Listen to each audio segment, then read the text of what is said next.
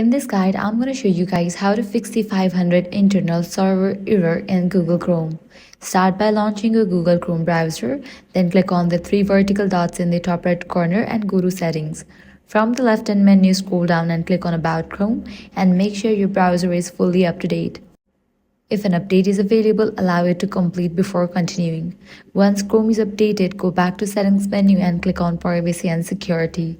From there, select Delete Browsing Data, switch to Advanced tab and change the time range to all time. Make sure all options are checked except passwords and autofill from data. Then click Delete Data. After clearing the data, return to the settings page. Click on Reset Settings from the left-hand side.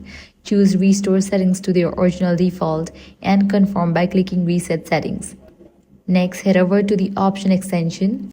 Remove any extension you no longer use, as unused or faulty extensions can sometimes cause server-related errors. After that, open the Start menu on your PC, search for Control Panel and open it. Change the view by option to large icons, then click on Network and Sharing Center and select Change Adapter Settings. Find your active Wi-Fi connection, right-click on it and choose Properties. In the Properties window, select Internet Protocol version 4 and click on Properties.